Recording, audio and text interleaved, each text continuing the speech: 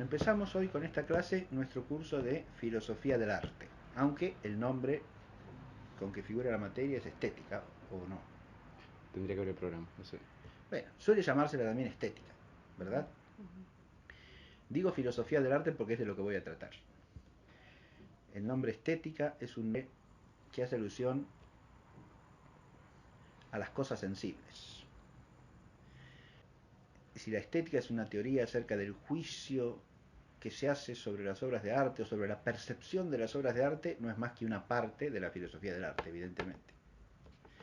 Pero es una parte restringida porque ahí se supone que arte es ¿qué arte? Cualquier arte. Entonces lo primero que hay que advertir en esta disciplina, filosofía del arte, es cuál es el objeto material. Tenemos que empezar por ahí. Y hoy trataremos de hacer una primera aproximación a eso, ¿no? ¿De qué trata la filosofía del arte?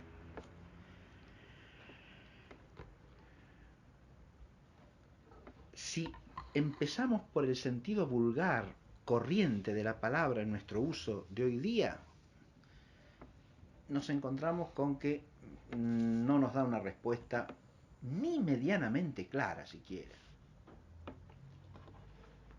Porque, bueno, vamos a hablar del arte. ¿Y qué es el arte? ¿A qué llamamos arte?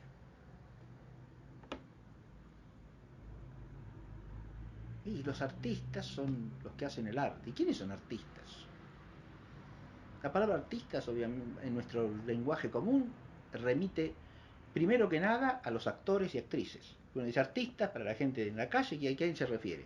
Y un artista es un actor que aparece en la televisión o en el cine, ¿no? Un artista. En otros círculos, artista puede sonar más bien a pintor, escultor, ¿no? La gente que se dedica a las bellas artes, ¿no? ¿Y cuáles son las artes bellas o las bellas artes? De nuevo, la pintura, la escultura. ¿No? Va al hecho de qué se enseña en lo que se llama Facultad de Bellas Artes en nuestra ciudad, por ejemplo. ¿Qué se enseña? Escultura, pintura, cinematografía, diseño gráfico, música, y se acabó. El arte de actuar de los artistas no está ahí, no se estudia ahí, pero será una bella arte, quién sabe, qué sé yo. Bien. Pero ¿por qué no está la arquitectura? Porque a veces tiene una facultad aparte. ¿Es un arte o no es un arte la arquitectura? ¿El arquitecto es un artista o no es un artista? Tampoco la literatura se estudia ahí, y las letras no son un arte. Si históricamente uno quiere remontarse al principio de la filosofía del arte, hay que ir a las reflexiones de Platón y de Aristóteles sobre el arte humano. Y si uno se centra en Aristóteles, la obra principal de Aristóteles dedicada a un arte es la poética, o a varias artes. Y la poética trata sobre todo de las artes de la palabra. Si uno va a la poética de Aristóteles, ¿de qué se ocupa Aristóteles? Y de la poesía épica, de la poesía lírica y sus distintas especies, de la poesía dramática, tragedia y comedia. O sea, se ocupa de los géneros literarios, de la literatura. Claro, pero eso se llama poética. ¿Y qué tiene que ver el arte con la poética? De nuevo, si uno va a Aristóteles, dice Aristóteles que el arte, por definición, es el saber hacer. Hacer ahí traduce el verbo griego poien, de donde viene poietes, o sea, poeta, de donde poética también.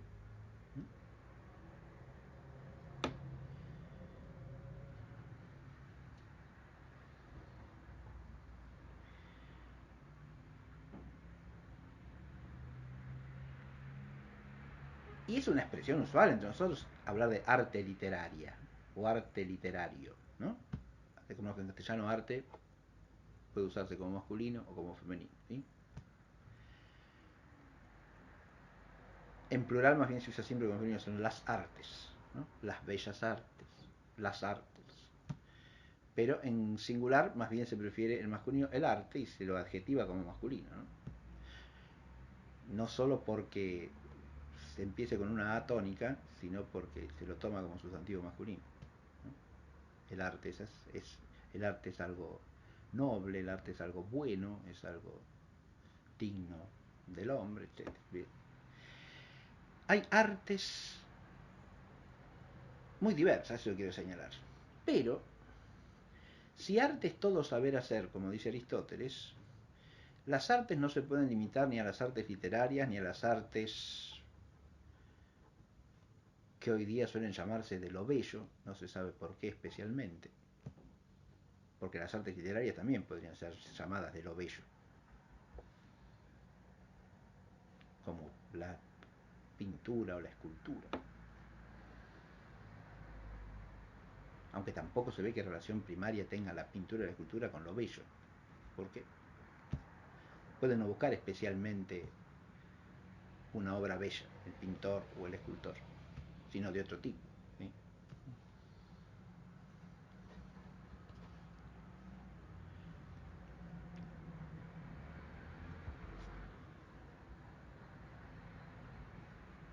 Pero si arte es saber hacer, el referente del término es mucho más amplio que cualquiera de estas cosas que estamos diciendo.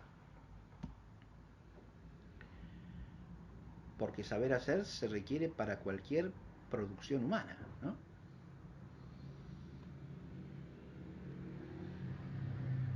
Hay que saber hacer la comida, por ejemplo. Y también se habla de arte culinaria, ¿no? O arte culinario. Y hay que saber hacer las vestimentas.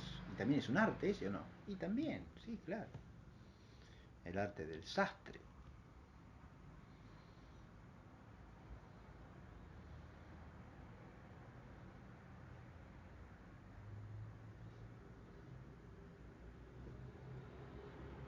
Y hay que saber hacer este mate que tenemos acá delante, por ejemplo. Y sí, claro, es un arte también hacer el mate. Hay que saber hacerlo.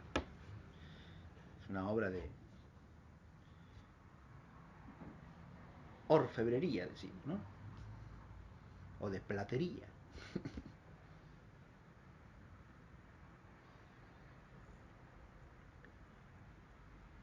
Y la mesa que tenemos delante, y el escritorio que está más allá, y las estanterías que tienen los libros, también hay que saber hacerlos. Y también hay un arte, el arte del carpintero, que se ordena hacer esta mesa que es de madera, y aquí el escritorio, y las estanterías, etc. Bien. Y así podríamos seguir enumerando, y se puede tratar de todo esto en general, ¿o no? Y yo creo que la respuesta es afirmativa, y que conviene adoptar el referente más amplio que sea posible desde el punto de vista del objeto material, para no perder de vista lo que es esencialmente el arte. Porque si reducimos la palabra arte a uno de los referentes, tendemos a pensar que las otras cosas no tienen que ver con el arte. Y entonces nuestra visión de la realidad queda distorsionada. Si llamásemos arte solamente a 3 o 4 cosas, a 3 o 4 artes, y nos ocupásemos solo de ellas, el resto de las artes quedarían en la penumbra o en la sombra o ignoradas lisa y llanamente, y no sabríamos a la hora de enfrentarnos con esas realidades que son también obras o productos del arte humano. Pero más aún, yo he hablado en todos los casos de cierto tipo de artes. Eso ya nos lleva al problema de la división de las artes, que es posterior al de la definición. Primero tenemos que entender qué es el arte y después poder clasificar las artes, dividirlas adecuadamente en la medida que sea posible. Pero yo no he hablado de otras artes que también lo son, como por ejemplo la medicina. Que la medicina es un arte lo dicen todos los clásicos, ya lo dice Aristóteles, lo dice Platón, lo dicen todos los grandes escolásticos. Es un arte. Es el arte de curar. Bien, es un arte. ¿Y la pedagogía es un arte también o no? También es el arte de enseñar. Bien, y así podríamos seguir. Es decir, artes hay muchas. Y de distinto tipo, adviértase. Porque claro, es evidente que el médico o el pedagogo no producen arte por transformación de una cosa material no viviente en un producto artificial, ¿no? Como el carpintero o el escultor, sino que el efecto del arte se da sobre el hombre, ¿verdad? En un caso será cierto aprendizaje, en el otro caso será la conservación o restauración o mejora de la salud orgánica, ¿no?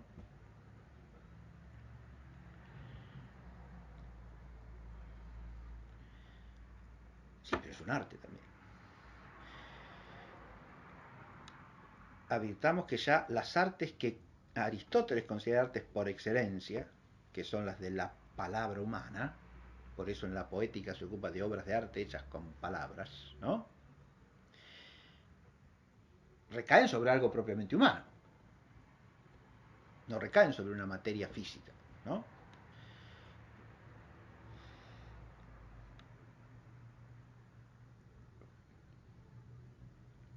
Hay artes que recaen sobre seres vivientes, ¿o no? Y claro, sí, que no son el hombre. Por ejemplo, toda arte que implique la domesticación de animales, empezando por la propia domesticación, o la domesticación de vegetales. Y ahí tenemos todo el universo de la agricultura, de la ganadería, ¿verdad? Son artes también, ¿y cómo no van a ser artes? Por supuesto. Artes fundamentales para la vida humana. Bueno, sí, pero el agricultor no es un artista, dirá alguien. Bueno, habrá que ver por qué no y en qué sentido no.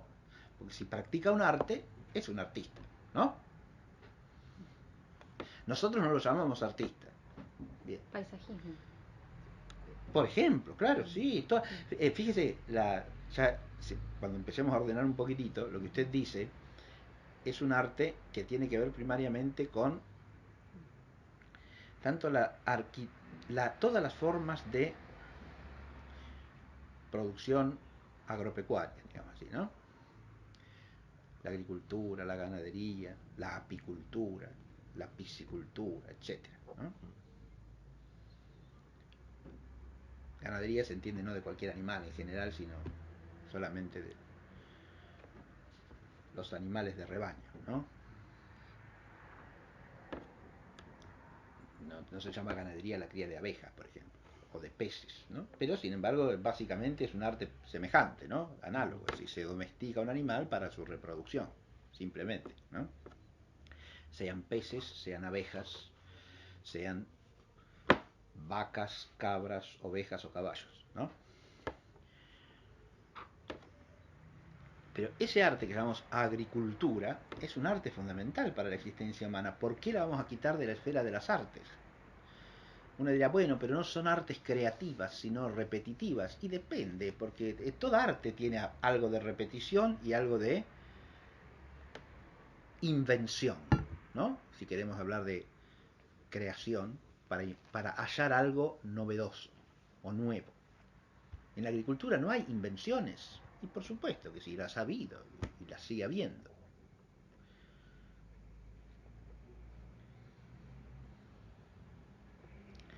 Y en la música, la pintura o la arquitectura no hay repeticiones. Y más bien parece que sí, ¿no? Porque hay cosas elementales del arte de construir o edificar una casa, por ejemplo, que son permanentes, son perennes. Usted puede hacer cierta invención, sí, sí, pero dentro de la tradición del arte. Ahí ya empezamos con un problema, ¿ves? Un problema que hay que considerar filosóficamente. ¿Qué hay en las artes humanas de tradición? ¿Qué hay de invención? ¿Cuál es el marco de la invención? ¿En orden a qué? ¿Para qué? ¿No? Toda invención es lo mismo. Fíjese que si es por inventiva, los ingenieros también son artistas, ¿o no? Y claro, sí, porque el ingeniero, ingeniero viene de ingenio, ¿o no? Precisamente el ingeniero es el que se ingenia para hacer algo útil, ¿no? Tiene el ingenio, y un ingenio que es creador, claro, sí, porque ahí está lo propio del ingeniero, ¿no? La ingeniosidad para encontrar medios que muchas veces son novedosos. De ahí viene el término griego mecánica, ¿no? Recordemos que mejané es decir invención ingeniosa. El mecánico es ese, el que es capaz de hallar ingeniosamente un medio para algo. Entonces, si artista es el creador, a estos también les tenemos que llamar artista, ¿o no? Y claro, sí. En cambio, los que actúan en la televisión y en el cine, por ahí aprenden un método adocenado y hacen siempre lo mismo, ¿no? ¿Y dónde está la invención ahí? ¿Y por qué lo llamamos artistas? ¿Se da cuenta? Y bueno, porque eso tiene que ver con las emociones. La emoción es una cosa subjetiva y alguien se puede emocionar profundamente viendo una obra de mecánica maravillosa, ¿no? Y en cambio permanecer absolutamente impávido ante una obra de arte cinematográfico que no le dice nada de nada. Así que por ahí vamos mal con el asunto. Es decir, el problema acá es no restringir de entrada el significado del término arte. Eso es lo que quiero dejar en claro en la clase de hoy, ¿no? ¿Y por qué? Y porque eso a mí me parece filosóficamente fundamental, ¿no? Filosóficamente fundamental porque no es que no haya distinción entre las artes, o que cada arte no tenga su objeto propio y de ahí se deriven propiedades de las artes. Obviamente son específicamente distintas. Hay una pluralidad específica de artes, incluso podemos decir una pluralidad genérica.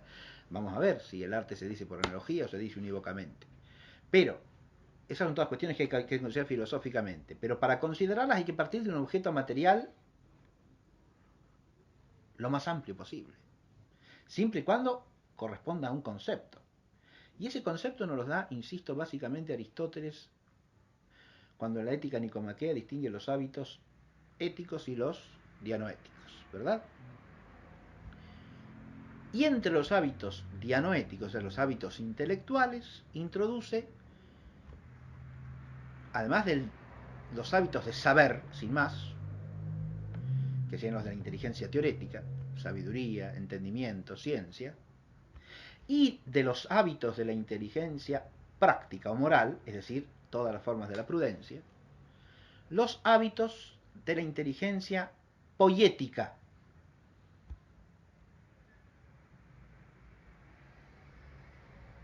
Y esto es lo que se llama en griego techne y en latín ars artis, que es nuestra palabra arte.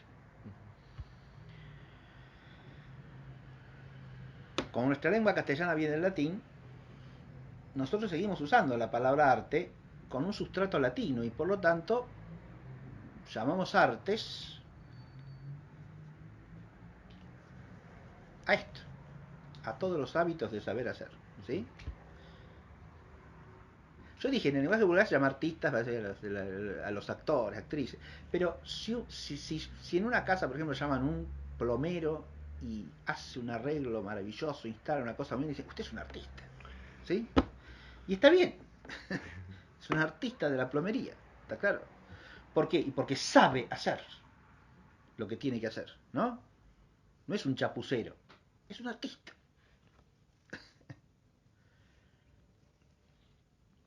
Y si alguien ha cocinado muy bien, esto se le dice, usted es un artista, o esto es una obra de arte.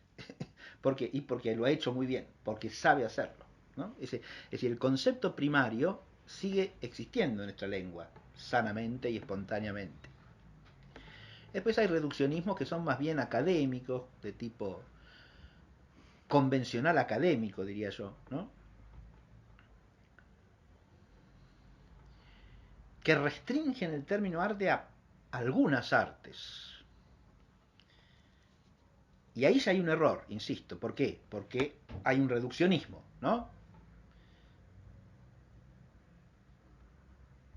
Si nosotros llamamos arte solamente a algunas artes y no a todas, estamos cometiendo un reduccionismo. Estamos identificando como arte solamente una parte de las artes, ¿no? Lo mismo que en el ámbito de la ciencia, si llamamos ciencia solamente a la ciencia, sí, digamos físico-matemática, ¿no? O ciencia de base puramente empírica, ¿sí? O experimental, como dijo usted bien, solo eso es ciencia, entonces cometemos un reduccionismo. No, solamente la ciencia física son ciencias. Y no hay ni ciencia matemática, ni ciencia metafísica, mucho menos, ni ciencia moral. Entonces caemos en un reduccionismo perverso del concepto de ciencia. Bueno, análogamente pasa con el arte, ¿no? Si solamente usamos el término arte para referirnos en lenguaje filosófico a algunas artes y no a otras, estamos cometiendo un reduccionismo. Es el primer error que hay que evitar. Y hay un segundo error, que es que esos reduccionismos suelen obedecer antítesis excluyentes, que son errores más graves todavía.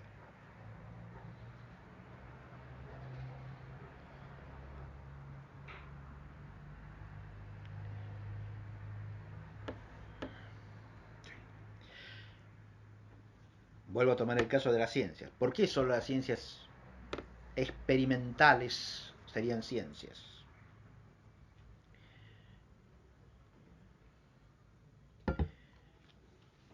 Detrás de eso hay un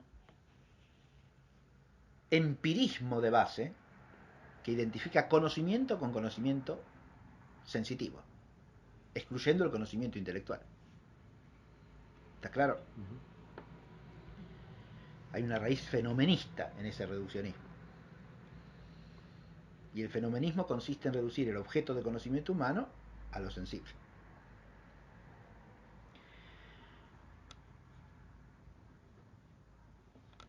Si nosotros llamamos arte solamente a lo que en ciertos contextos se llama bellas artes, puede haber muchos errores implícitos en la base de eso. Por ejemplo, como usted decía hace un rato, ¿no? Bueno, eso tiene que ver con el sentimiento del que surge la creación, la relación con lo profundo.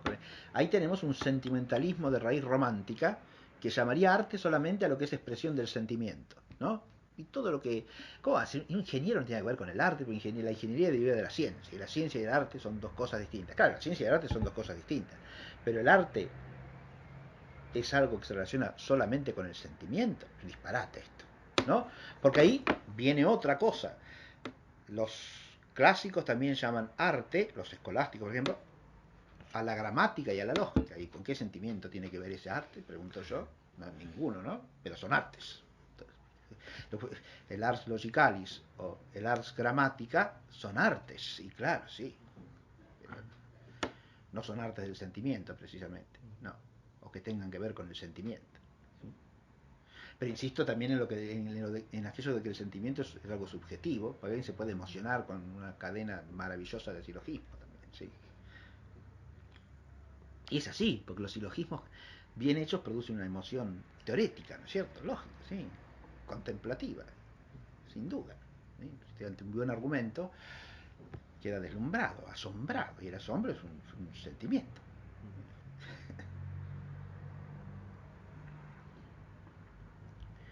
De manera que con la gramática pasa más por ahí, ¿no? con la gramática también puede pasar, estilo. porque en la gramática da lugar a diversidad de posibilidades de combinación, a una combinatoria, ¿no?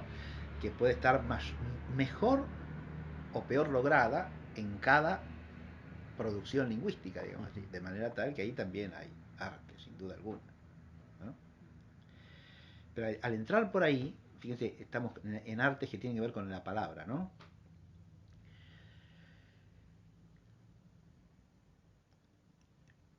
Estamos entrando por una vía que ya lo desarrollaremos en el curso, si Dios quiere, nos lleva a un problema que está en la raíz de todas las artes, en mi opinión. Porque como dice Aristóteles bien, el arte es saber hacer. Pero el saber supone intervención de la inteligencia, ¿no? supone acto de la inteligencia, operación intelectual, ¿verdad? Ahora, la operación intelectual en el hombre tiene como acto primero el de la simple aprehensión, ¿no? El concepto. Pero el concepto en el hombre es verbo mental unido al verbo oral. Y ahí entramos en un problema que es, en mi opinión, muy profundo y que es la base de toda la filosofía del arte. Y es que la producción del verbo oral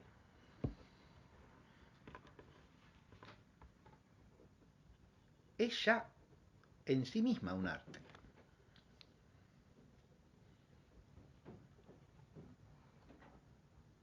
Eso no lo podemos decir de la proferición del verbo mental, que es una operación puramente intelectual, ¿no? Pero en la proferición del verbo oral hay un saber hacer. Primero hay que saber articular sonidos, ¿sí? Y un saber hacer que recae sobre una materia, ¿se entiende lo que digo? Ahora, esa materia no es meramente exterior al hombre, es la voz humana, es algo que brota del hombre, pero en relación con el medio, ¿no?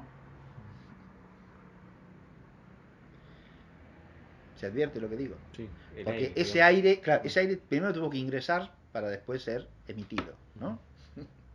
Primero tuvo que ser recogido de la atmósfera, para decirlo muy físicamente, para después ser, una vez que ha sido desoxigenado, expirado, ¿no? Y es de eso que se vale el hombre para proferir voces, ¿no? De ese aire que se expira. Pero para darle forma de sonido que sea signo, o sea, forma semántica, ¿qué tiene que hacer el hombre? Tiene que articularlo de una forma determinada, tiene que producirlo de cierta manera. Fíjense que existen muchos idiomas, ¿no es cierto? Cada uno selecciona un cierto repertorio de fonemas y los combina de cierta manera, ¿verdad? Pero esa combinatoria tiene leyes universales. ¿Por qué? Y porque lo que hay que producir es un signo distinguible de cualquier otro. Y por eso hay por ejemplo, una ley universal de todas las voces humanas, ¿cuál es? La alternancia de fonemas consonánticos y vocálicos. ¿Se entiende? Porque es la manera de ¿qué? De producir signos distinguibles entre sí. Pues si decía, eso es un ruido. No se, ¿cómo distingue usted eso? No se puede, ¿no? Y usted hace, el bebé balbuceando, pero no profiere, decimos, todavía no habla, porque no es capaz de articular voces significativas, ¿no? ¿Se da cuenta? Pero primero, por el oído, tenemos que distinguir fonemas y después poder reproducirlos distintamente y combinarlos adecuadamente, ¿verdad? No hay un arte así, y claro, porque hay un saber hacer, ¿o no? Claro, pues se aprende a hablar. ¿Se aprende a hablar? Claro que sí. Hay un arte porque hay un saber hacer. Pues este no sabe ni pronunciar, no sabe hacer, ¿no? No se dice así, le dice la mamá al nene, se dice asá. Y el chiquito se esfuerza por decirlo bien, porque tiene que saber hacerlo, ¿no? ¿Se ve que hay un saber hacer ahí o no? Sí. Sí.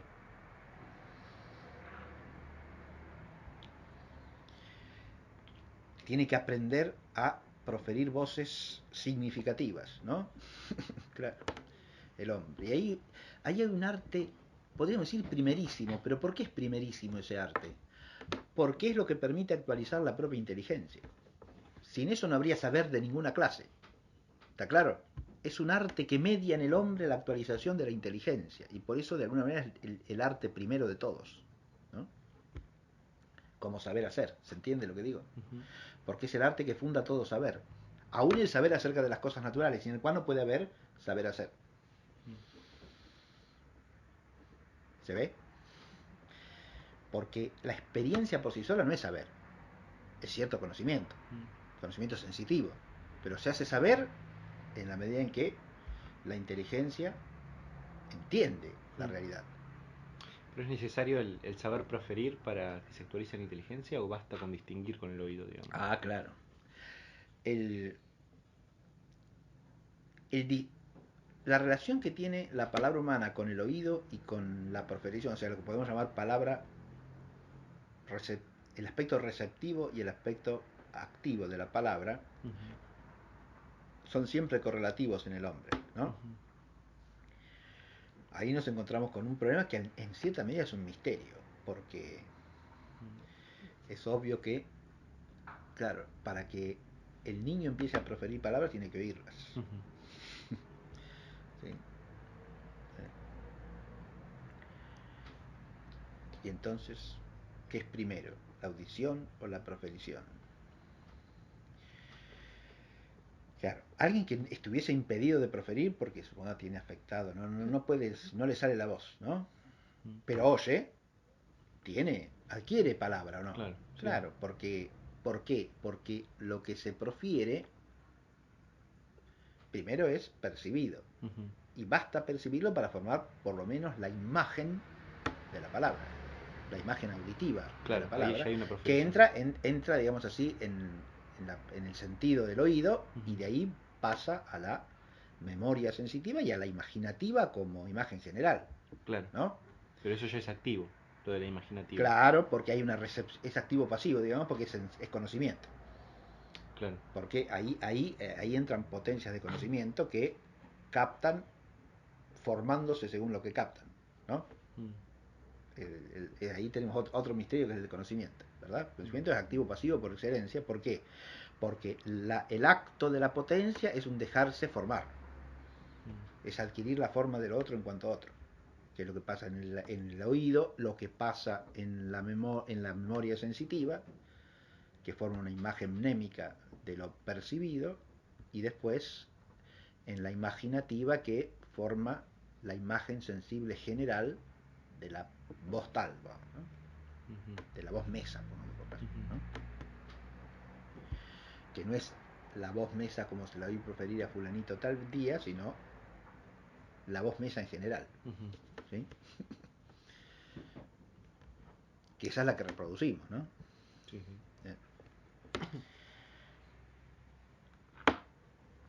Aunque por supuesto las imágenes de la imaginativa, de la fantasía, ¿no? Que es el nombre griego de la imaginación, van asociadas a las imágenes recibidas en la memoria, ¿no? Que son las de los sentidos. Son imágenes singulares y concretas.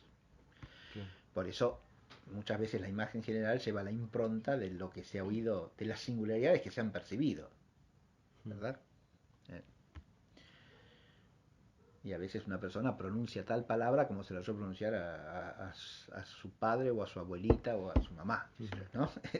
Las pronuncia, sobre todo cuando son palabras poco usuales, ¿verdad? Y entonces una palabra característica de alguien, y entonces en la imaginativa nos suena con toda la peculiaridad, con toda la singularidad, digamos, con que la hemos percibido, dicha por esa persona, ¿no? Hasta viene la memoria de la voz de la persona, digamos así, ¿no? A nuestro oído, porque esa palabra se la hemos oído, la hemos recogido de tal persona, digamos, ¿no? Bien, fíjense que entramos acá en un mundo interesantísimo. Si vamos a hablar de filosofía del arte, hay que hablar de la palabra, y por supuesto que sí, ¿cómo no? Porque la palabra, el lenguaje articulado, es de alguna manera el arte primero, sin el cual no puede haber ningún otro. Fíjese usted. Porque implica el medio ordinario que da ocasión a ¿qué? A la actualización adecuada de la capacidad abstractiva de la inteligencia, y por lo tanto al desarrollo de la vida intelectual. Y en ese sentido, el arte estaría en la raíz de todo el vivir humano, ¿no? Cierto arte, por lo menos. Pero claro, y las otras artes, ¿no? ¿Cómo puede haber, por ejemplo, vida civilizada sin ninguna clase de arte? Y es imposible. Cualquier... Ni siquiera vida humana, ¿no? Claro, no, ni siquiera vida humana. Cualquier agrupación humana, cualquier pequeña sociedad humana, por pequeña que sea, construye, ¿no? Algún tipo de vivienda, confecciona algún tipo de vestido, ¿no? Construye ciertos instrumentos, ¿no? De vida cotidiana, armas en seres domésticos, ¿verdad? Armas que sirven para cazar, para pescar, que son artes también, ¿o no? La caza y la pesca. Y por supuesto, claro.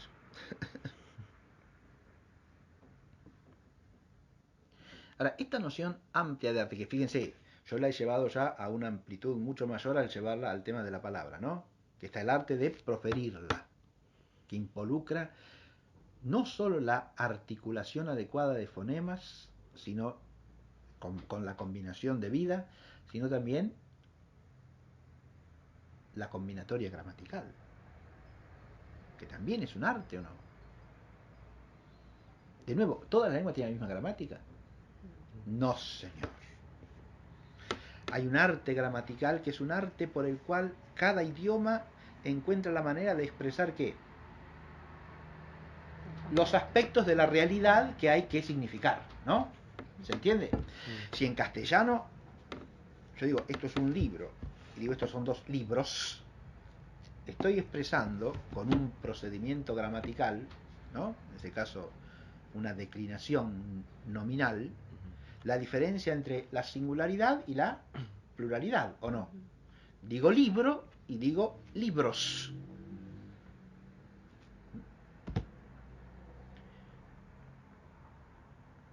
O digo, hablo, hablé, hablaré. Y estoy significando distintas dimensiones de la temporalidad, ¿no? Que tienen que ver con la acción de hablar en castellano, ¿verdad? Y ahí ya conjugo la palabra para significar cosas distintas. Ahora, ¿en todas las lenguas se hace lo mismo? No, porque la gramática es también hasta cierto punto convencional, ¿no? Cualquiera que haya estudiado más de una lengua sabe que es así, ¿no? Si nosotros en castellano conjugamos el verbo, pero hay lenguas que no lo varían prácticamente al verbo, o no lo varían nunca.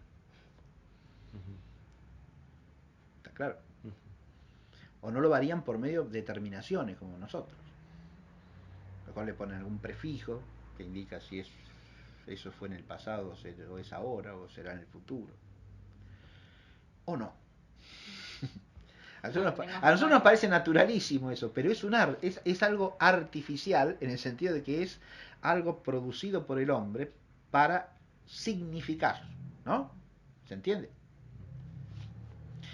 Lo cual no quiere decir que sea totalmente arbitrario, ¿eh? Porque esas modificaciones son maneras, como dije, ¿de qué? De registrar y significar aspectos de la realidad. ¿Está claro? Porque la distinción entre singular y plural no es un capricho de la lengua, es una realidad. Una cosa es un libro y otra cosa son varios libros. Y claro, sí, no es lo mismo, ¿no? Una cosa es que yo estuve hablando ayer y otra cosa es que me proponga hablar el día de mañana, así que puedo hablar, ¿no? Entonces, es la realidad misma la que impone la distinción. No es una distinción caprichosa, eso quiere decir, no es un artificio. Pero es que las artes se inventan caprichosamente. Y fíjese que no, en general no, porque si no, no serían un saber hacer. ¿De dónde digo que se sabe hacer? Si fuesen un invento arbitrario, caprichoso, serían irracionales o no. Lo racional nunca es caprichoso. Si no, no sería racional. ¿Está claro lo que digo? Y el arte es racional. Esa es otra cuestión que hay que corregir de entrada, porque yo dije, en los reduccionismos hay antítesis forzadas y profundamente falsas, ¿no? Y cuando se habla del arte como algo que tiene que ver con la imaginación y el sentimiento, en cambio las ciencias tienen que ver con la razón, ¿no? Se está partiendo al hombre de una manera totalmente, ahí sí,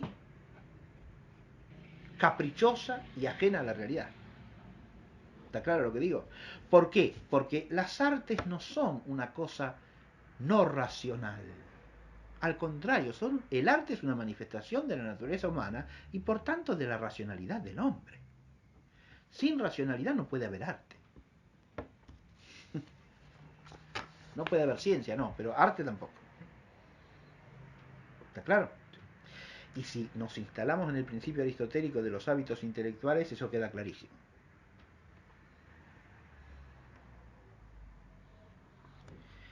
Para empezar a ubicar, lo que estoy tratando de decir es cuál es el objeto material, ¿no? Y el objeto material, ¿qué sería? todo saber hacer en el hombre. Lo cual nos lleva a la esfera de la poiesis, porque hacer, nuestro castellano hacer, el latín facere, traduce el griego poiein, ¿no?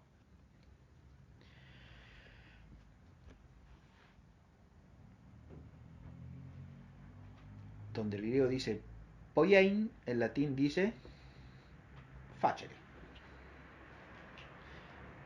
Hay otro término que se usa también en griego que puede asociarse al poiein, que es el verbo ktizo, que tiene que ver con tisis, ¿no? Ese se traduce en latín habitualmente por condere, porque dice más bien fundar, establecer, instituir, ¿no? Pero también se puede asociar al poiein, que es el facere, ¿no? Poiein y tisein serían equivalentes de facere y condere, ¿no?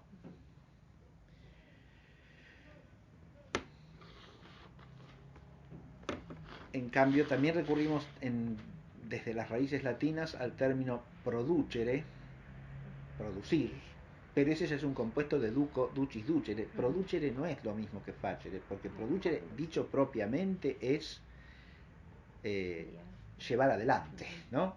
Es decir, conducir hacia adelante, ¿no? Es otra la semántica original de producere.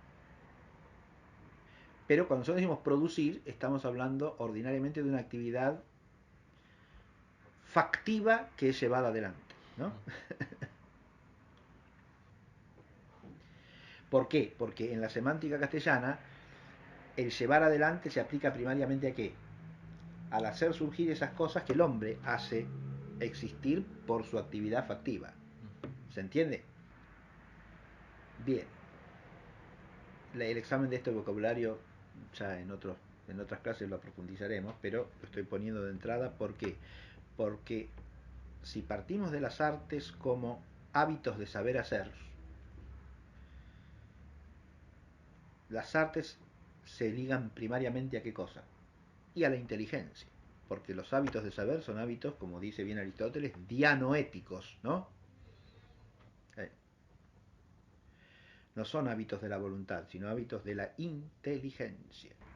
Instalados en este panorama tan amplio de todos los hábitos productivos o factivos, ¿no?, que se dan en el hombre, lo que quiero hacer a continuación es presentar algunos ejes conceptuales que nos permiten ya fundar nuestra reflexión sobre sólidos principios, diría, ¿eh? Porque fíjense, si hablamos de saber hacer, nos estamos instalando en la esfera del saber, claro, y por lo tanto de la inteligencia racional humana. Pero al mismo tiempo del hacer. ¿Y qué es el hacer? ¿Qué es la poiesis? ¿No?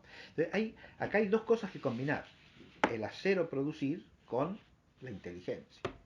Es obvio que el producir humano es un producir, el hacer humano, el crear humano, si se quiere decir también así. Crear es otro verbo latino que no mencioné, pero crear en latín quiere decir básicamente engendrar, hacer existir, originar, ¿no? Fíjense que el derivado vulgar de crear es criar, ¿no? ¿Está claro? En español, ¿no? Ahora serían dos verbos distintos. Son dos verbos distintos. En latín, sí. Crear es un verbo mucho menos usado que creare, que facere. No, digo hoy en castellano, crear y criar. Sí, son dos verbos distintos porque crear se usa básicamente en sentido teológico, cristiano, de la fe cristiana. Es decir, el verbo crear en el español ha adquirido la semántica bíblica del bará hebreo, es decir, es lo propio de Dios. Bueno, ya que estamos ahí, voy a empezar. El primer eje que quiero señalar lo hago con un texto de Hugo de San Víctor. Una de las obras más leídas de Hugo de San Víctor a lo largo de los siglos es la que se llama De Eruditione Didascalica o Didascalia o Didascálica, ¿sí? Y voy a leer un fragmento del capítulo 10 del libro segundo, cuyo título es De Triplicibus Operibus, de las obras triples, dice. Y el texto dice así: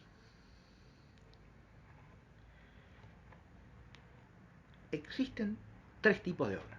Vamos a traducir, ¿no?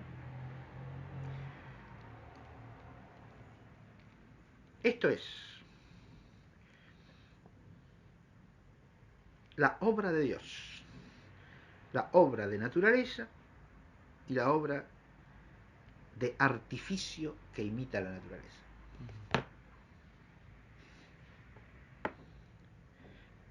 En el latín de Hugo es opus Dei, opus nature, opus artificis imitantis naturam, la obra del artífice que imita la naturaleza, ¿no? ¿Está claro?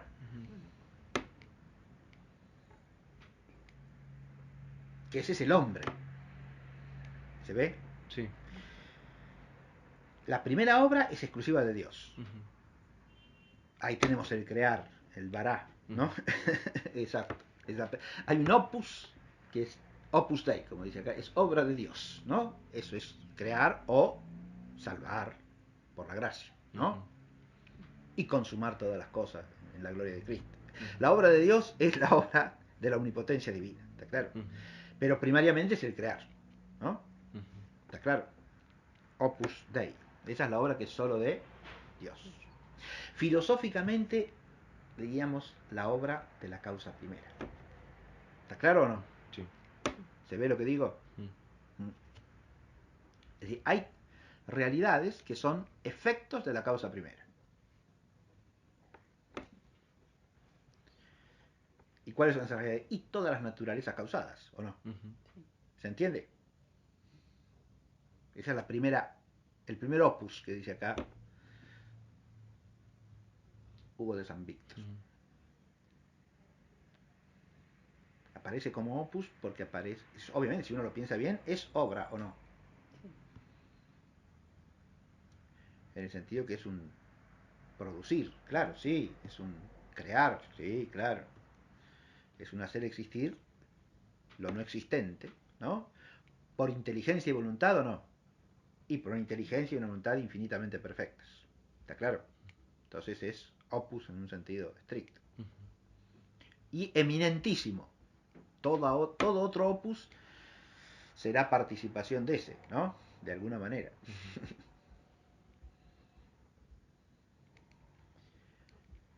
Aunque participación en sentido propio solo podrá hacerlo el de una criatura, o sea, de una causa segunda que sea racional, inteligente, personal. O sea, que tenga inteligencia y voluntad, ¿no? ¿Está claro? O de manera de una naturaleza espiritual.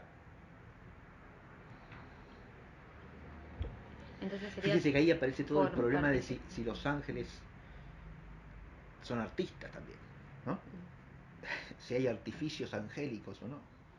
Tema que trataremos más adelante, pero propiamente, porque fíjense, claro, o solo el hombre que produce cosas.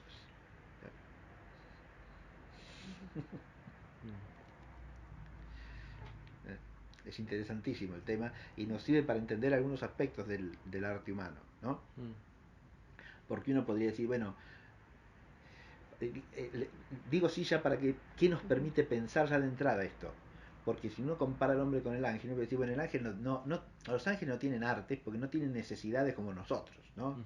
O sea, si uno empieza a enumerar un montón de las artes que he dicho, ven a hacerse una casa, un vestido, procurarle el alimento, cocinar el alimento, todas esas cosas, los ángeles no tienen necesidad de nada de eso. Claro, porque no son seres materiales. Entonces, nuestra indigencia como seres corpóreos hace que tengamos que, con nuestra inteligencia, ingeniarnos para satisfacer esas necesidades, ¿verdad? ¿Se entiende? Y ese ingenio del arte humano, ¿no? En el ángel no tiene por qué darse. Pero por otro lado, uno puede decir, bueno, pero el producir o el crear es una semejanza con Dios. Entonces no es no lleva razón de imperfección, sino más bien de perfección, propia de la criatura espiritual. Un saber crear o saber producir parece propio de una criatura que se tenga la dignidad de ser persona, ¿no? ¿Se entiende? Sí, es decir, hay dos aspectos que aparecen allí en el arte humano. Uno, una cierta razón de deficiencia, que viene a ser suplida por el arte, ¿no? Sí. Y otra, una razón de perfección, de la que surge el arte. Porque el hombre es capaz de arte por una perfección de su naturaleza. Pero muchas de las artes humanas subvienen necesidades de la fragilidad humana, ¿o no? Sí, pero no meramente tampoco. No solamente, muy bien, correcto. Pero ¿Por ni, qué? ni siquiera cuando son ordenadas a suplir la necesidad, porque Sí. se hace de un modo que excede la necesidad. Digamos, Perfecto, muy veces. bien, correcto, claro que sí. Muy bien, muy bien. Y ahí hay un más que tiene que ver con la espiritualidad, ¿no? Claro. Y que puede darse tanto en el hombre como en el ángel, Claro. ¿verdad? Claro. Aunque de maneras totalmente distintas. Y el problema para hablar filosóficamente del arte angélico es que no tenemos experiencia alguna, ¿no? Claro. Entonces, claro, carecemos de... Bueno, por revelación uno puede decir, por lo menos se sabe que cantan, ¿no? Porque Claro, el tema eso de sí, las... muy bien. Eso estaba pensando, pero eso Hay puede una ser como una alabanza. analogía. Porque Claro, sí, sí, pero cantar propiamente ellos no necesitan no tienen emitir voz, una no voz tienen sonora. voz material, claro, Claro. pero Se han manifestado hacia los hombres. Pero el canto no eso, es solamente... pero el canto, es decir, es el alabanza canto, a Dios, claro, intelectual. ¿Será? claro, pero y en eso no hay una producción. Sí, claro. Puede haberla tranquilamente, ¿no? Como porque la poesía. claro, perfecto, sí, pero ahí nos internamos en un tema que es interesantísimo, ¿sí? Ahí cuando lleguemos a la poesía vamos a ver analogías con lo que podría ser una poética angélica, digamos, ¿no? Como que ya ahí habría una teología del arte, digamos, ¿no? Porque ya es, Sí, en cierto sí, sentido. si partimos de datos revelados, sí, lógicamente, ¿no? Sí, pero digo, no se suele Sí, hablar de eso. no, Pero... lógico, sí, pero hay que pensarlo por lo menos para comparar, ¿no? Como el filósofo a título de hipótesis, de realidad posible, ¿no? Claro. ¿Por qué no puede ir más allá de eso? ¿No? Propiamente hablando, porque me Sí. quedó una duda después de que un profesor Sí, lo dijo, sí. la filosofía puede llegar a dar razones de la existencia de los ángeles, pero no es un tema filosófico. Y hasta cierto, a ver, en la medida en que el filósofo se plantea la posibilidad de existencia de seres puramente espirituales y afirma o no esa existencia como posible, ya es un tema filosófico, ¿cómo que no? Es decir, es un tema partía de que filosófico. no hay una demostración a posteriori, sería básicamente, si no me equivoco lo que decía. Bueno, porque no hay una puede, experiencia.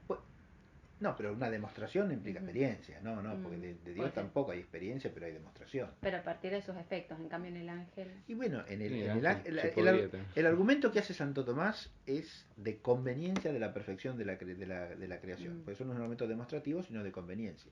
Pero un argumento de conveniencia da por lo menos lugar a una hipótesis probable.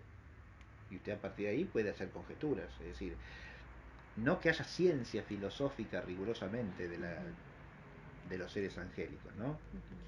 Pero sí que puede ser tratado como tema filosófico, claro. Sí, eso yo sí, le diría que sí. Metafísica, por ejemplo. Claro. Aristóteles afirma la existencia de las inteligencias separadas, ¿o no? Claro que la física no aristotélica no la afirma, pero hay que ver si en la metafísica no exige eso, ¿no? Aquí tenemos un primer eje para ubicarnos, fíjense, ¿no? Para ubicar las artes o no. Yo estaba diciendo, el Opus Dei sería la obra de la causa primera. ¿Está claro? Exclusivamente divina. Y ahí entran todas las naturalezas causadas, con su orden propio, y con su esencia y sus potencias naturales, ¿o no? Claro. Después está el Opus Nature, dice.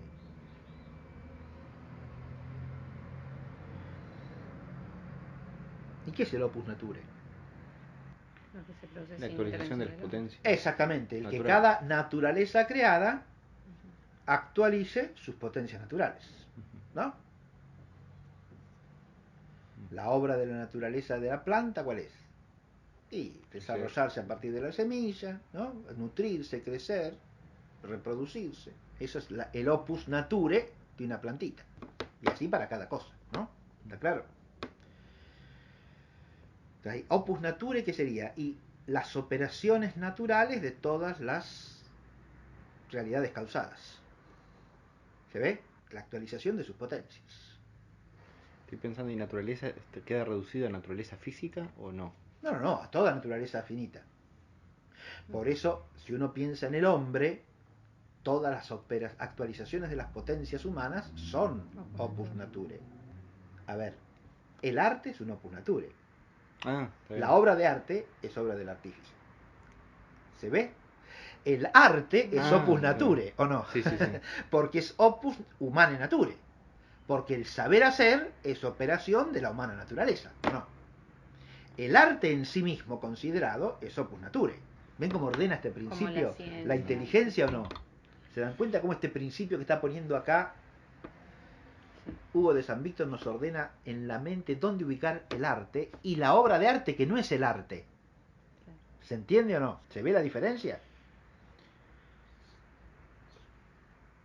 Sí, ahí me Cuando queda una nosotros... sola... Sí, qué duda. Sí, sí. No, no, porque la obra de Exprésela, arte Manuel. no es actualización de nada.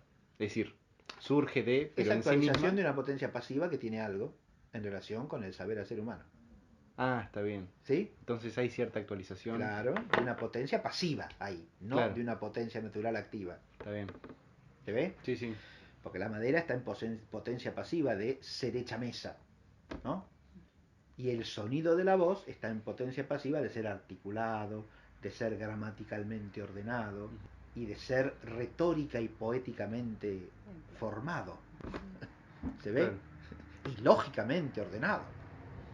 También. ¿Está claro? Es una clasificación... Dialécticamente organizado. Está en potencia pasiva, pero la potencia activa está ¿dónde? En la inteligencia del hombre, que es la que hace todo eso. ¿Sí? Claro, se habla de la obra de arte como actualización de la potencia y no como la sustancia, digamos así, o como la... Porque no es una clasificación de cosas existentes, sino de operaciones. Este Que que hace Hugo de esta... San Víctor. No, a ver, es las dos cosas. Fíjense que es una distinción ontológica la que está haciendo, ¿no? Es un principio metafísico este, Sí, Ujú. ¿o no? sí, Está hablando de opus dei, Sí, es decir, de los efectos de la sí. causa primera. efecto, sí. ¿Se entiende? Sí. Que digo, son todas las realidades sustanciales naturales con su esencia y sus potencias naturales. Ahora, hablando filosóficamente, ¿no? Sí, sí, ¿Está claro? sí. Y con su orden recíproco también, ¿o no? Es el orden que descubre la inteligencia a partir de la cual afirma la existencia de la causa primera ordenadora y productora, ¿no?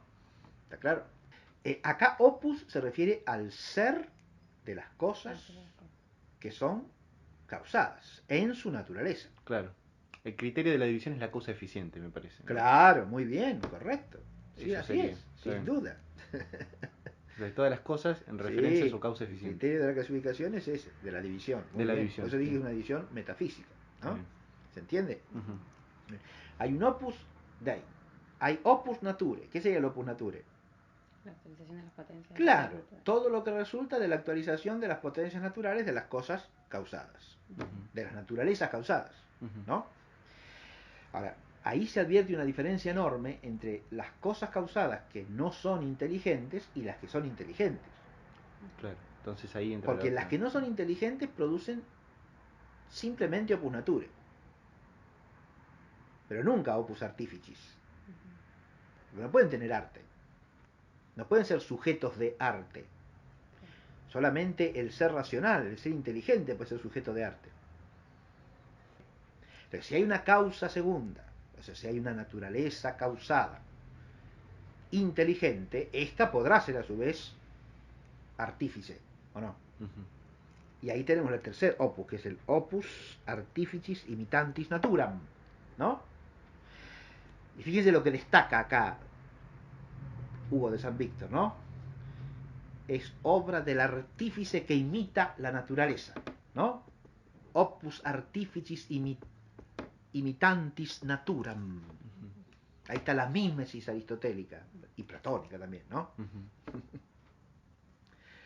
¿Eh? Platón, ¿se acuerdan? Distinguía distintos grados de mímesis, ¿no? Ujú. Porque la mímesis primera es que las cosas causadas o finitas son una cierta semejanza de las razones eternas, ¿no? Pero a su vez esas cosas también pueden ser operativamente miméticas, siempre y cuando tengan inteligencia. Y puedan formar en esa inteligencia razones de cosas producibles, ¿verdad? Ahí está el hombre como artífice, ¿sí? Y ahí están las obras de arte, ¿no? No el arte que está en el segundo lugar. El arte es opus nature, ¿o no? Ujú. En el hombre. Claro. Arte diríamos como el hablar. El hábito del arte. Ujú. El hábito del arte es Ujú. opus nature. El acto de arte es opus nature. Nature humane. Ujú. Humane nature. Pero es opus nature, ¿o no? Ujú. ¿Se entiende? Ujú. Es decir, el hecho de hacer inteligentemente y de alcanzar un hábito de saber hacer es una operación de la naturaleza humana, como crecer es una operación de la plantita, ¿o no? Tocar es una operación espiritual, intelectual, racional, volitiva, ¿no? Ya veremos que hay que querer hacer. Dentro de la voluntad siempre ahí, ¿eh? Pero el hacer, la obra de arte, no es fruto del querer hacer. Porque si usted no sabe hacer, por Por más que quiera, no hay opus artificis imitantis naturam, ¿no? Por eso dice muy Aristóteles que el hábito es de la inteligencia, ¿sí? Es un saber, ¿no? Quiero edificar un puente. Y me dijo, no, usted no es un ingeniero capaz de proyectar y dirigir la edificación de un puente. ¿Cómo va a hacer un puente? Por más que quiera, no lo sabe hacer, ¿no? Más aún, bueno, pero quiero hacerlo, entonces quiero aprender a hacerlo. Bueno, usted quiere adquirir el saber hacer, pero podemos adquirir cualquier saber hacer y no, porque requiere una disposición natural, ¿o no? No cualquiera puede adquirir cualquier saber hacer. ¿Está claro? No, imposible. Imposible. Este primer principio está claro, ¿no? Es fundamental para ubicar el arte esto, ¿no? Básico. Y acá ya está implícito el principio de que el arte imita la naturaleza. Que es un principio metafísico, no es un principio de que el artista copia y reproduce. No, no tiene nada que ver con eso.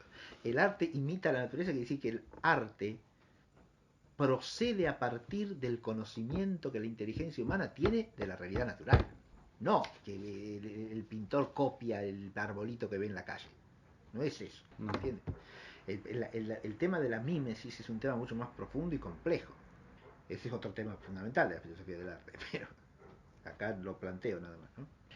Bien, queda entonces un primer principio metafísico señalado para ubicar el arte, que es este del opus dei, opus nature, opus artificis imitantis naturam, ¿no? Ahora, ese artífice que imita la naturaleza es el hombre. Y es el hombre en cuanto ser racional.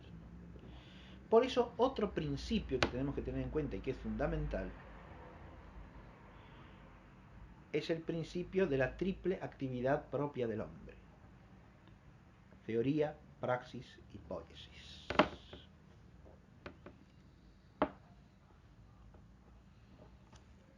Este es otro principio fundamental que ordena nuestra disciplina, la pone en su sitio filosóficamente, ¿eh?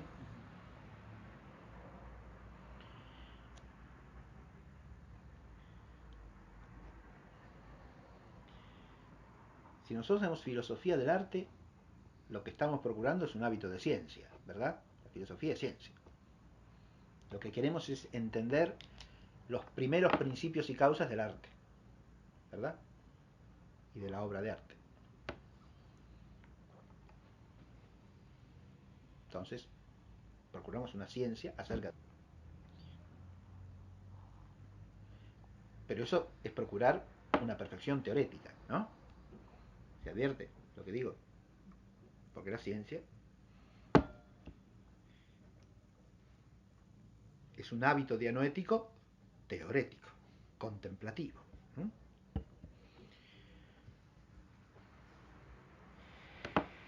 Pertenece a la esfera de la teoría, que es la esfera de la contemplación del ser de las cosas.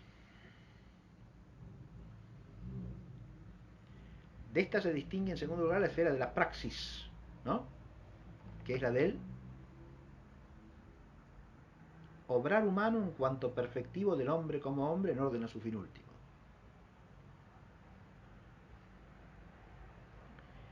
Y por lo tanto es básicamente la esfera de la moralidad, ¿no? La praxis.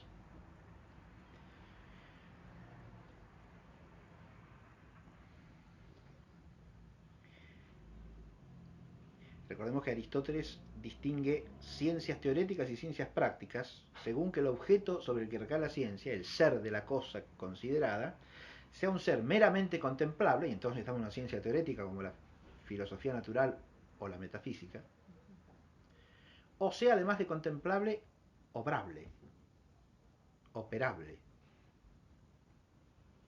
Y entonces estamos en las ciencias prácticas o morales, ¿no?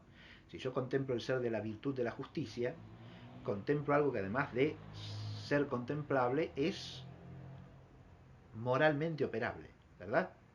En orden al perfeccionamiento del hombre como hombre, del perfeccionamiento intrínseco del hombre, en su ser de hombre. Pero de estos dos tipos de ciencias, Aristóteles distingue las ciencias poéticas. ¿Cómo sería la nuestra? La filosofía del arte entraría en las ciencias poéticas, porque es ciencia de qué? De lo que además de ser contemplable es producible, ¿no? Factible, creable por el hombre.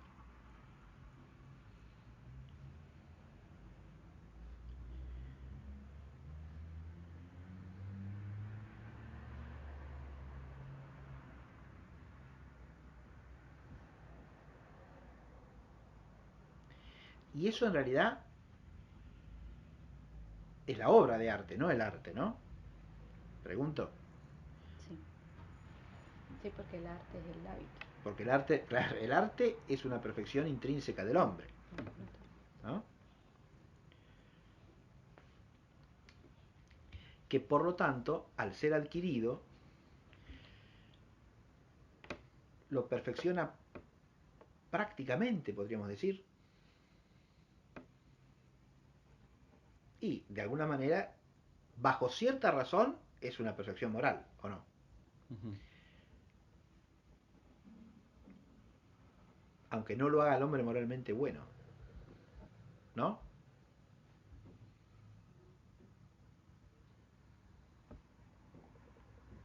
¿Se ve lo que digo? ¿O no? Claro, porque el arte en sí mismo no es una perfección que lo haga el hombre moralmente bueno. No, no. No, claro.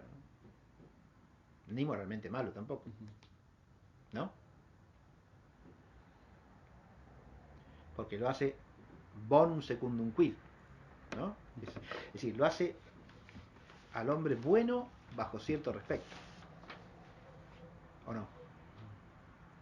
Pero no bonus simpliciter, que eso es la perfección moral. ¿Y por qué? Y precisamente porque no se ordena su perfeccionamiento intrínseco sin más, sino a la perfección de la cosa producida, como dice todos los clásicos, ¿no? Pero ¿por qué dije que de alguna manera como perfección intrínseca es una perfección moral? No per se, sino porque todo arte a qué se ordena en cuanto adquirido por el hombre. Sí, a la perfección de una cosa, pero la perfección de la cosa producida es un medio para el perfeccionamiento del vivir humano, ¿o no? Sí. Ah, entonces es una perfección moral instrumental, podríamos decir, el hábito de arte, Ujú. ¿no? ¿Se ve?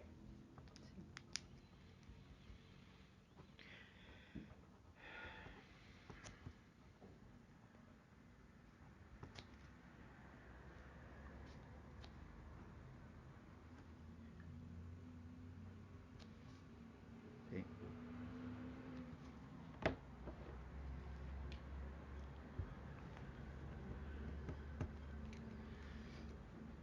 Pero una vez que nosotros advertimos esta distinción entre tres esferas de actividad humana, ¿no? La teoría, la praxis, la poiesis.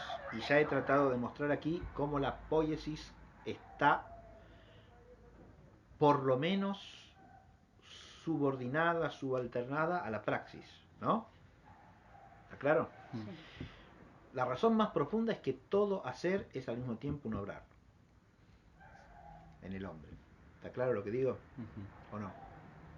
Podría repetir. Todo hacer es de alguna manera un obrar. ¿Por qué?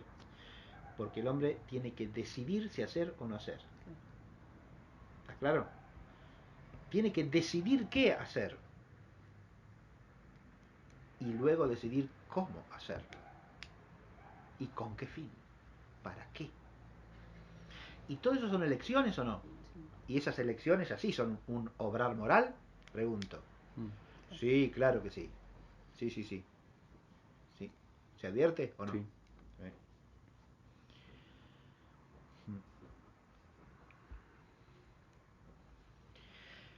Uno puede decir, bueno, no, el elegir cómo hacerlo no, porque es una cuestión técnica, es decir, es del arte. Distingo. El cómo hacer en cuanto a la perfección, en lo que hace a la perfección de la obra artificial, se concede. Pero el cómo hacerlo en cuanto dice razón de perfección o imperfección para el hombre como hombre, niego. Porque fíjese, un agricultor decide si usar o no un pesticida determinado, ¿no? Ahí la elección es puramente técnica. No, señor. ¿Tiene un costado técnico? Sí, porque el técnico dice, mire, si usted usa este producto va a obtener este resultado. Ahí está la técnica, ¿no? Pero si además de eso hay consecuencias que moralmente debo aceptar o rechazar, ahí ya hay un aspecto del modo que no es técnico, artístico, sino moral. ¿Está claro o no? Sí. Y el técnico artístico se debe subordinar a ese siempre. Exacto, correcto. Sí. Sí, porque las obras de arte son siempre medios del perfeccionamiento del hombre como hombre. Claro. Y por eso hay una subordinación esencial de la esfera del producir a la del obrar. Y a través de la del obrar a la del contemplar, ¿o no? Claro, sí. El contemplar es primero, ¿no? Porque es lo que nos descubre el ser de las cosas.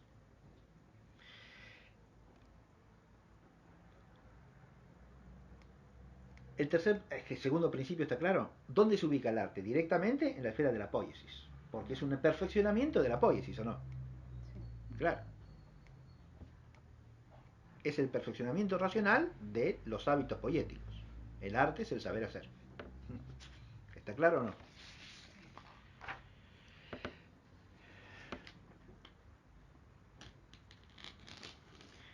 Y el último principio ya lo he explicado de entrada, al aludir a los hábitos dianoéticos de Aristóteles, ¿no? El saber hacer es, que es el arte como hábito, es una perfección de la inteligencia. No de la inteligencia teorética, ni de la inteligencia práctica, sino de la inteligencia en función poética. Pero es perfección de la inteligencia. ¿Está claro eso o no? Sí. Bien.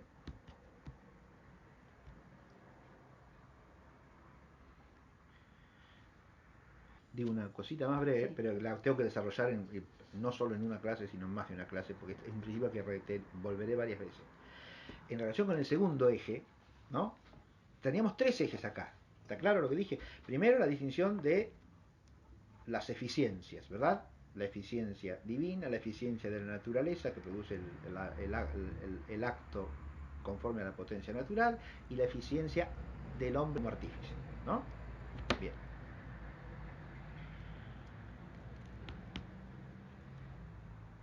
Segundo, los tres órdenes de actividad humana racional, ¿no? Teoría, praxis y poiesis. Y tercero, la distinción de hábitos dianoéticos, teoréticos, prácticos y poéticos. Pero en relación con lo segundo y con lo tercero, digo lo siguiente. De esos dos ejes se desprende una problemática que es fundamental para ordenar de alguna manera todo el panorama de las artes. Porque podríamos decir que hay artes, si bien el arte es siempre una perfección poética, hay artes que son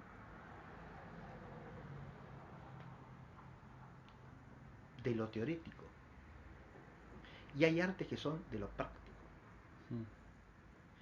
Porque un saber investigar, por ejemplo, muy bien, hay artes que son de lo teorético, empezando por ejemplo por el arte lógica o el arte dialéctica, ¿no? O el arte gramatical, ¿sí? Son artes de lo teorético, porque se aplican a la teoría, ¿verdad? Son instrumentos de la teoría. Hay artes de la praxis, como por ejemplo el saber redactar buenas leyes. O, como decía ya Hesíodo en el Premio de la Teogonía, el saber el rey hacer discursos justos para ordenar al pueblo. Digamos, traduzcámoslo en términos modernos, que el gobernante sepa hacer discursos justos. ¿Es un arte ese o no? Claro, sí. Me dice, bueno, pero es retórica política. Sí, sí, y la retórica política es un arte de qué? De la praxis, ¿o no? Porque el gobernar es praxis. ¿Sí? ¿Hay artes del gobernar bien? Sí, pero son artes subordinadas a la praxis porque son instrumentos de la praxis, ¿o no? ¿Cómo el arte didáctica es un instrumento de la praxis? ¿Se ve eso o no? De la praxis docente. Claro. Sí, sí. Esto es importantísimo entenderlo, ¿sí?